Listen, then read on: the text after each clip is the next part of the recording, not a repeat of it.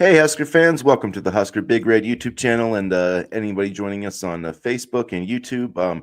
We are here going live here on this Saturday morning, the final day of the NFL draft, the final day, or I guess not the final day, on the day of the Nebraska spring game, even though they aren't calling it a spring game. So we're going to preview that. We'll talk about some CharMar Brown. We'll talk about when we might see Thomas Fidone, Ty Robinson, some of these guys go off the board in the NFL draft. So thanks for joining us. We'll probably be doing a chat here for about 30 minutes. So if you're hanging out with us, throw some questions or thoughts in the chat. How are you doing on this Saturday morning, Danny?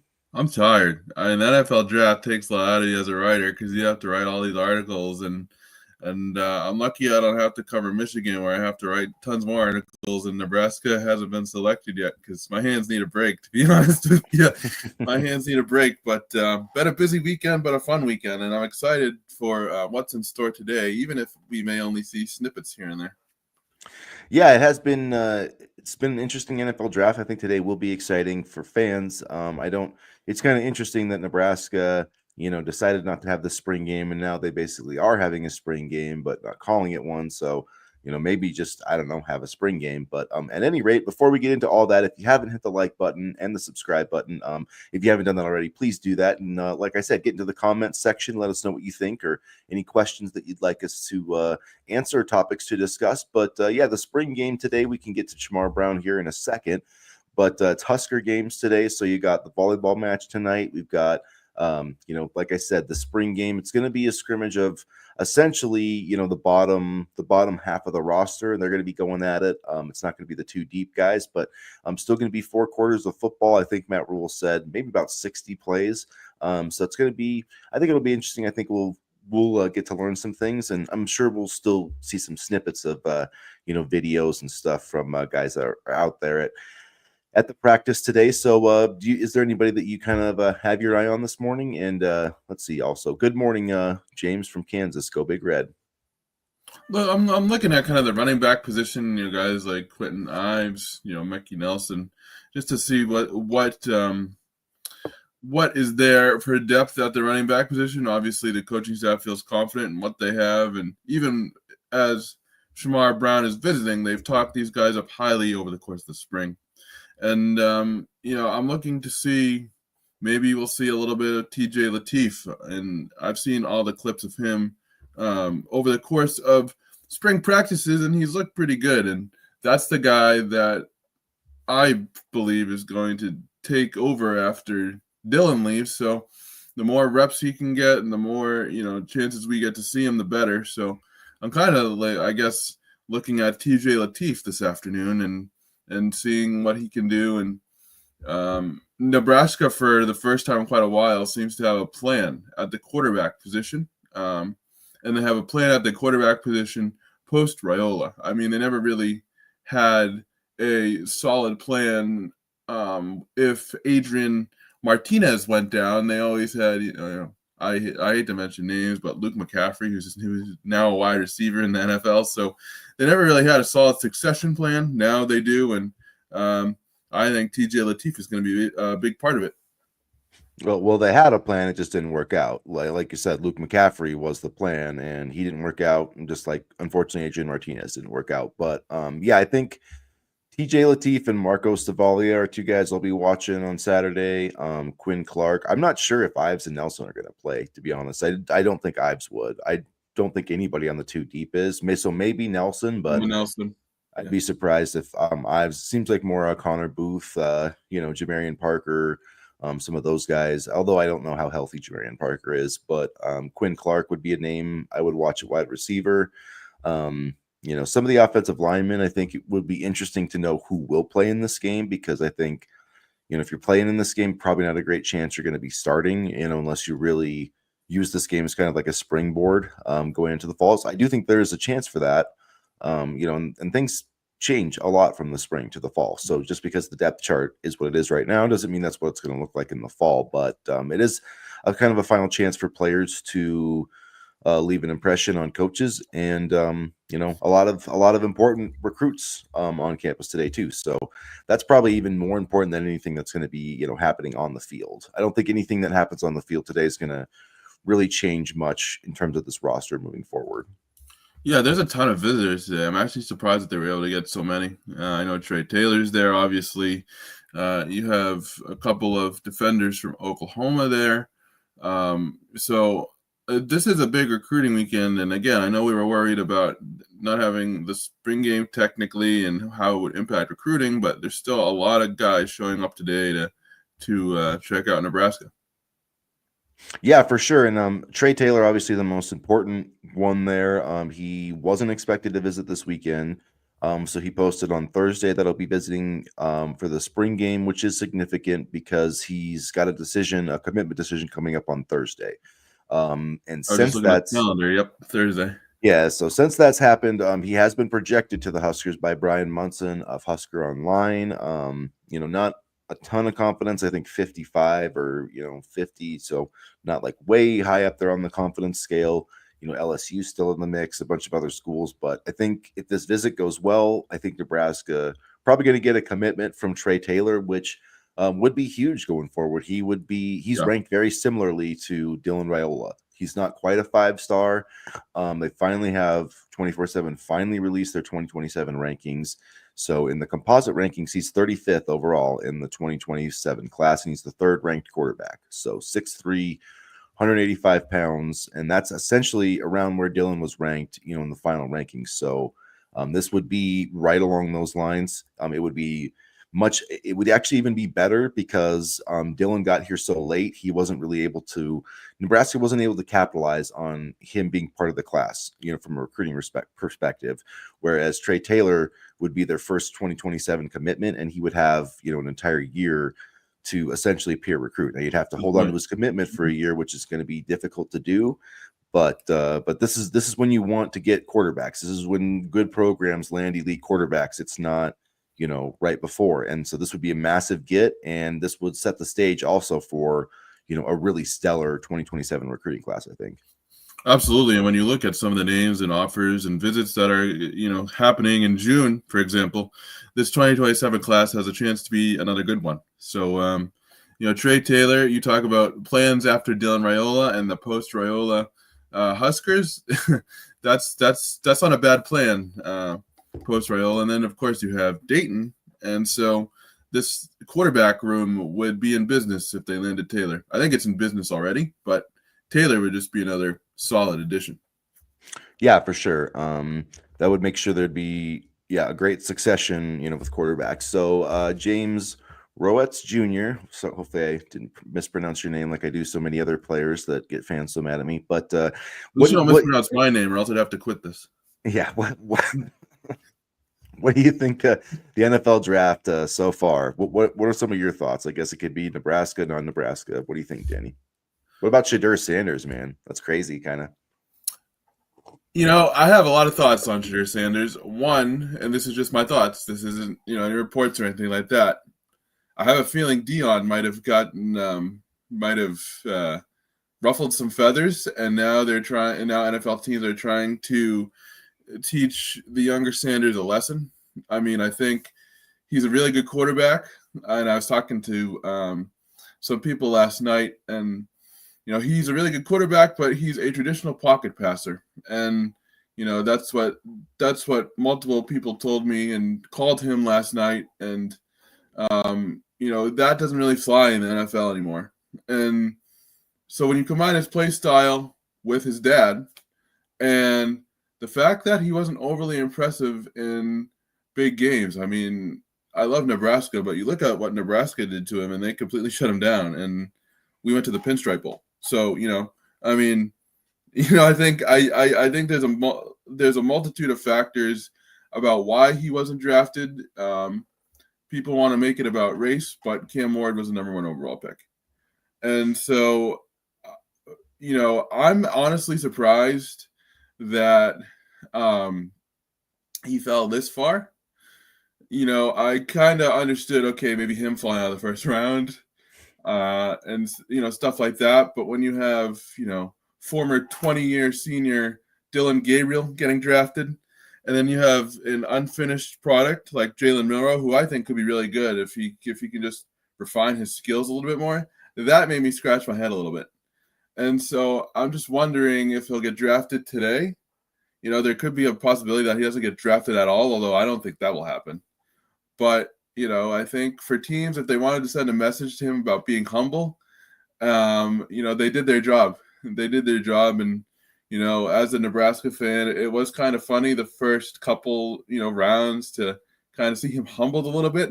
But now you're like, okay, what the hell is going on? There's got to be something that teams see that we necessarily don't see, because I didn't expect him to fall this far. Yeah, I didn't expect him to fall this far either. It is the picks that surprised me, I guess, were Tyler Show or whatever his name is from Louisville going to the Saints. That seems like a way early pick for him, regardless of Sanders. I just don't think he's that good. Milroe, I understand, I guess, in some way, because he could be a really dynamic runner. So I guess like you could potentially create a sort of like Jalen Hurts, Lamar Jackson sort of offense around. So like I guess I can understand taking him over Shedeur. I think the thing too about Shedeur is like, yeah, he had good numbers, but one talking point I've seen is he took a lot of sacks, and he took a ton of sacks when he didn't need to.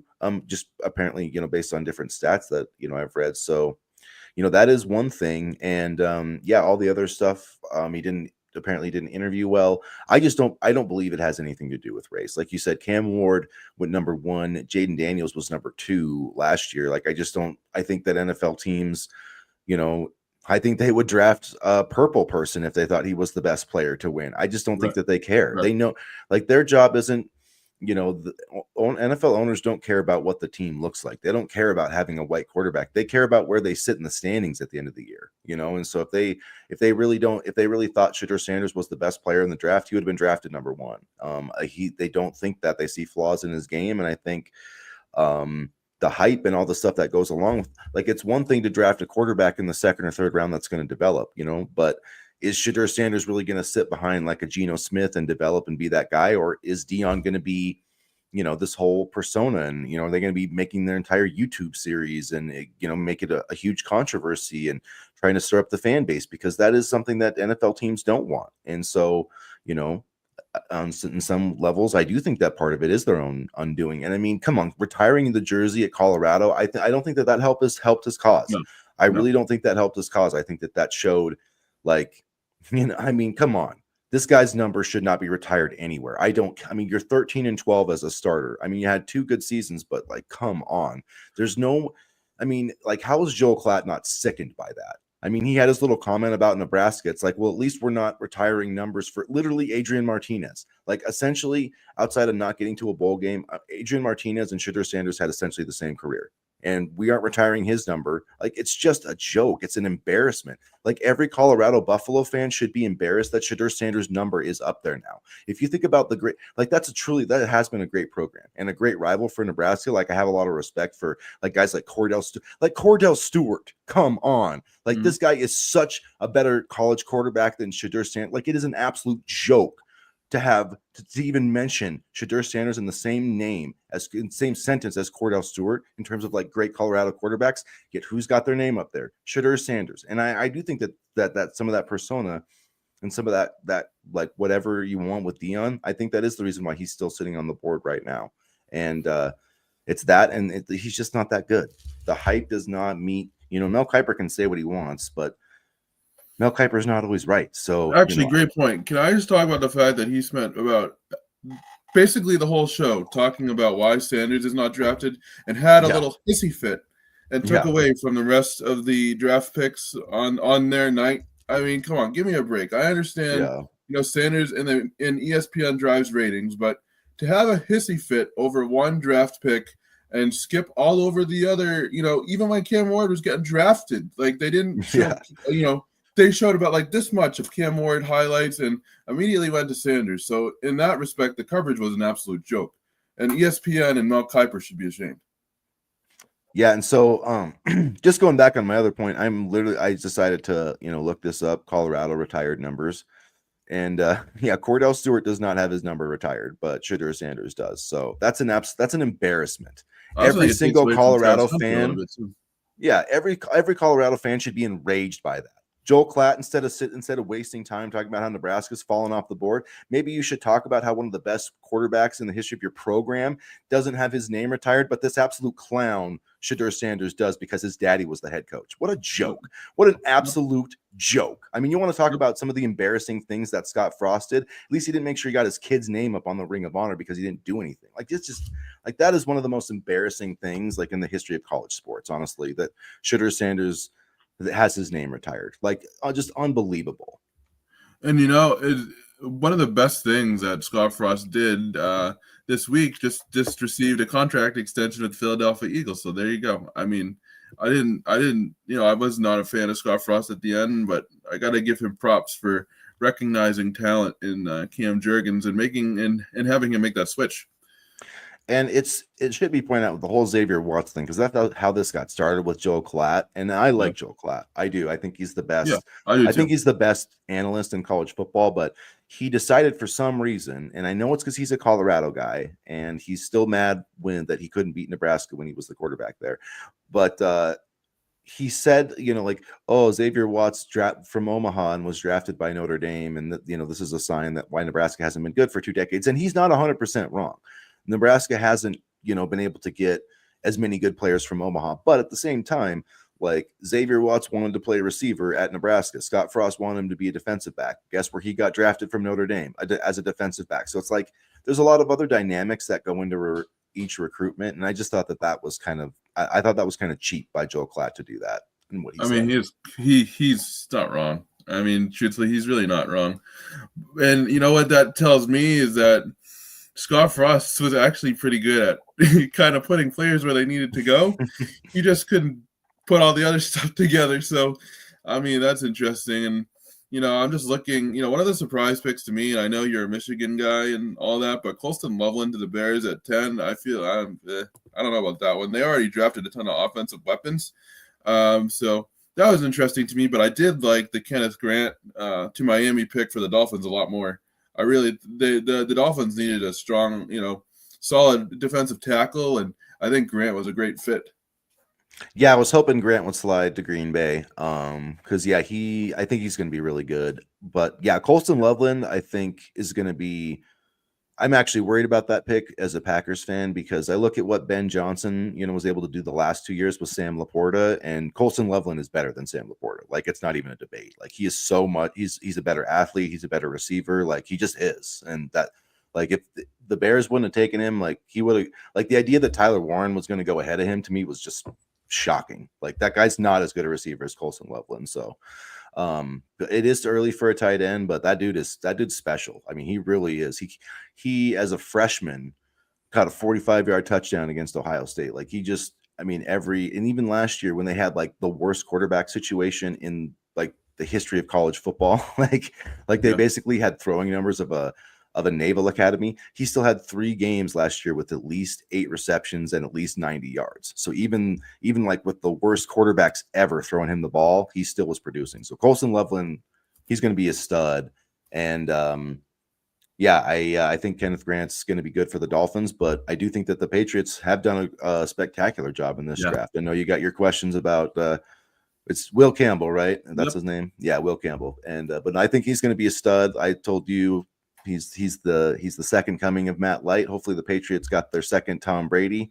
I'm just kidding. Drake May's not going to be that, but hopefully they got their franchise quarterback in Drake May. And I like Travion Henderson. I think that's a really good pick. Yeah. He'll immediately compete for the starting job because Stevenson is a little his production has steeply declined, and now he's kind of lost some of his ability as a runner. But to be clear, okay, so here's where I stand with Will Campbell, and it's gonna sound kind of contradictory, but whatever. I like Will Campbell as a player. I'm still scarred by Cole Strange getting drafted in the first round. But at the same time, we need to protect Drake May. I would have liked to have seen them take a wide receiver a little bit earlier last night, but I do think offensive line is needed. So in that respect, I think Campbell was a solid pick. I'm just kind of worried. I'm kind of worried about taking a lineman that high, but hopefully Mike Vrabel and this Patriots group is a little bit better at evaluating offensive line talent, because let's be honest, the Cole Strange pick was I I'm still mad about it even this many years later. But I speaking on other picks, I like Henderson, I like Kyle Williams. I really wanted either Jalen Noel or Jaden Higgins, and shout out to the Texans for helping their quarterback CJ Stroud and getting both. That's kind of cool that two teammates get drafted by the same team, and now they get to work with one of the best young quarterbacks in the NFL. And so I am actually a little surprised that Ty Robinson's still on the board. I honestly thought he was going to go yesterday. I had hopes that I was hoping one of my teams would get him, honestly, but that's the Patriots have a pick early today, maybe, but I think he's going to be a good player. But do you think he's going to be the first one off the board? Who do you think it's going to be, him or Fedoni? No, not Fedoni at all. I mean, you look at what teams need. They need space eaters, and they need athletes on the defensive side of football. You saw a lot of edge guys go yesterday, right?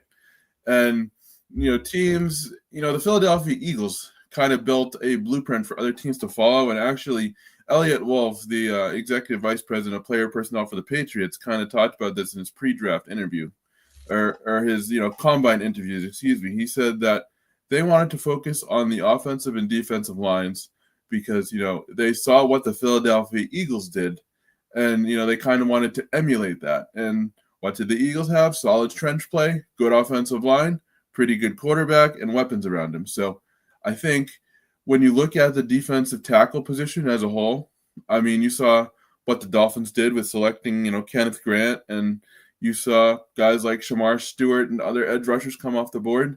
I think Ty Robinson, has a chance to cause disruption in an offensive league. And quite honestly, I feel if there's one player that can really make an impact that's a Nebraska Husker, it's Ty Robinson. Yeah, I think he will get picked early in the 4th round. And then I just saw mock draft Tommy Hill's projected to go in the 4th round in that mock draft. So we'll see. I mean, this would be the time, I think, any 4 through 7 to take a shot on a guy like Tommy Hill, because he does, if he could be healthy, he could really pan out for you as a man cover guy. I mean, those guys are pretty rare that can actually do the stuff that he can do. So we'll see if he finds a home. I hope that he does. I don't know if 5 guys are going to get picked today. That seems like a lot, but we'll see. I do think Thomas Fedoni is going to get picked, but I don't know. I'm starting to have less confidence about Nash, Hutmaker getting picked, but we'll see. I think he should get picked, but I definitely think that Ty Robinson and Fedoni will. And then I'm not in love with Isaiah Nayor. I know that a lot of people talked him up. I know he has good numbers, but the production really hasn't been there. But it wouldn't shock me, if he got picked in the 7th round. So I'm going to say 4 guys go. I'm going to say Nash goes undrafted. This is my official prediction. I say Ty goes in. I think Ty goes in the 4th. I'm going to say Fedoni in the 5th. I'm going to say someone takes a swing on Tommy Hill in the 5th, and I'm going to say Isaiah Nayor in the 7th. Ty, Tommy, Fedoni. I'm going to say 3. And honestly, I think this is the last draft where we have to wait until the final day to see if any Nebraska Huskers get picked, because I think it's going to be a lot sooner and a lot earlier moving forward. I mean, when you look at the athletes that we have on the team now, like a Ja'Cory Barney, or I'm projecting way into the future here, but a Cortez Mills, guys like that. I mean, you saw, how valuable and how teams valued offensive weapons in this draft. I mean, we're going to see some receivers come out of Nebraska very, very soon. Very soon. Yeah, I mean, looking at next year, I think you could have, in terms of draft picks, Sayer Wright would be one. Dane Key, I think, would have a good chance to get drafted. Dason McCullough, I think. Maybe. I think he will. I think he will be. I think he's going to be. Honestly, I think if there's anybody that has a chance to be like a day 2 pick next year, I think it's him, because pass rushers make a heck of a lot of money, and he's shown he can be a pass rusher, but he's never gotten like the full chance to do it. And if he could have like a 5-6 sack season this year, like I really think that some NFL team would probably take a shot on him. And then Sayre Wright, maybe, if he has a good year, he could be a day 2 pick. Trying to think anybody else on this. Maybe not anybody else on this roster. I mean, like Rocco Spindler could probably get drafted, so that would be like 4 or 5. So maybe not like a huge draft class in 2026 per se, but definitely I think it's going to be trending up by 2027. Yeah, for sure. And, I think, like I said, I think a lot of wide receivers are going to come out of the program pretty soon. And maybe even some quarterbacks. I mean, we talked about Dylan Raiola potentially being a top 10 pick, last summer, but we'll see how he does this year. If he has another good year this year, then he could at very least be considered like an early second round pick. And let's see here. So I guess the other thing I wanted to talk about, coming up here at the end, CharMar Brown, not a ton of new information, but he did post a picture on Thursday or Friday morning, I guess, with Matt Rule, EJ Barthel, Dana Holgerson. And I thought that was interesting because he didn't post anything on social media about his trip to Miami. So, I mean, it could mean nothing. It could mean something. It could just be because, he's a Nebraska guy, but there does seem to be a lot of kind of positive vibes, I would say, coming out of the CharMar Brown recruitment. Yeah. It seems like, he was in Nebraska Thursday, and he's at least visiting the program, right? And that's a step in the right direction. I thought maybe there was one point where Miami wouldn't let him leave without a ton of money and a commitment, but I'm still kind of iffy about where he stands with Nebraska, but I do think that Nebraska's trending in the right direction. I just don't know if we'll see a commitment, but we'll have to see how it plays out, and he would be a solid addition, depending on his price point. That's my biggest thing, is how much is he going to cost? And, I think Nebraska has a number in mind that they would want to give Brown, and hopefully, Brown can agree to it. Yeah, I think they'll. Yeah, I think like I said the other day, I think as long as they're within, they're in the ballpark, I think they're going to have a good chance because, he's got the in-state ties, family ties. Mm-hmm. I'm sure he grew up as a Husker fan, and they do have a need for him. So it's not like he's going to come here and have a real opportunity to play, for Nebraska and to, help maybe get this team to a playoff spot. I mean, I know people keep rolling their eyes, but like that's the goal for this team. Like, I don't care what anybody says. If this team doesn't make the playoffs next year, then I'm going to have a hard time saying the season was a success because, I mean, Matt Rule stood up there and said, this is the team I've been waiting for. He's got the quarterback. He's got the offensive line. He's got the defense. Like, there are no excuses. Like, this team needs to be at least in the top 25 this year. Like, anything beyond that, I mean, if they don't get like 8 or 9 wins, that's a disappointment. So like CharMar Brown, I think, can help this team get there. So, hopefully they can get it done. But it is also, the ball is in his court. I don't think that they're going to, like we said the other day, they're not going to get into a bidding war because I just don't think that they really view him as that big of a need. I think they want him, but they're not going to break the bank and mess up their culture to try to get And him. They shouldn't. So, all right, you guys, let's see. Do we have any other topics? Anything else we should discuss today before we wrap it up? There was a commitment for basketball. Oh, yeah, that's right. Jared Garcia. Yeah. Yeah. Fills the last scholarship, or the last roster spot, excuse me. A very interesting kind of more depth with size and a very good field goal percentage. So it seems like that's a theme for Nebraska basketball transfers over this past month, but I like the addition.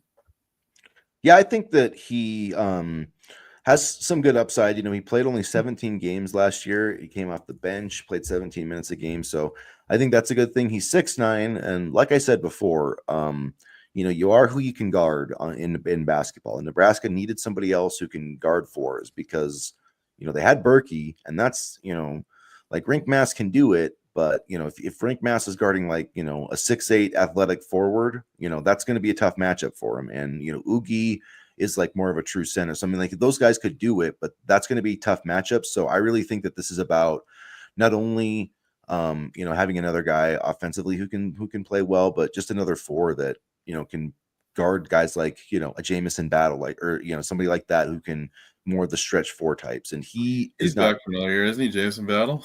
I don't know if he is. Probably. Seems like he's been in college for like 10 years. And Garcia's not like a super great 3-point shooter. He's not terrible. But like looking back at his career, I think he's 31%, 31.5 for his career. He's made 62. He made 38 in 23-24. So not terrible. And honestly, Fred Hoiberg's one of the best like offensive coaches in college basketball, just like skill wise. Like if there's, if you wanted to say like, hey, do you want to improve your shooting? Like if your sole goal, if you didn't care about money or role or anything, if you were just like, hey, you want to be a better shooter, like I bet Fred Hoiberg would be like on a list of 5 coaches that you'd want to play for. So he probably, can improve the shooting of Garcia. I haven't studied him a ton, but my guess is that, he's done a lot of ball screen stuff and that he's somebody that they can find like on rolls, cuts to the basket, post up opportunities, things like that. Because I think with Lawrence and some of those other guys are going to want to play a lot of pick and pop stuff, like with Rink Mass too. So I like this addition, and I like the fact that he's a guy who can be productive, but doesn't have to play a ton of minutes. There's a lot of length and a lot of size in this transfer portal class. Will Cooper, for example, also kind of fits that mold. So size and length and shooting was the goal for, I think, this transfer portal cycle, and Nebraska accomplished it. And, talk about bold predictions and this, that, and the other thing. And I know I said this last year, but I truly do think that this team can be an NCAA tournament team because now they finally have the shooting. They finally have some length. And I think this team is going to do some great things. There's going to be a lot of rain at the vault next season because Stanford and Connor Season and everybody will be draining threes. So I do think it's going to be a pretty good team. Bart Tovik has Nebraska ranked 38th going into next season as of right now.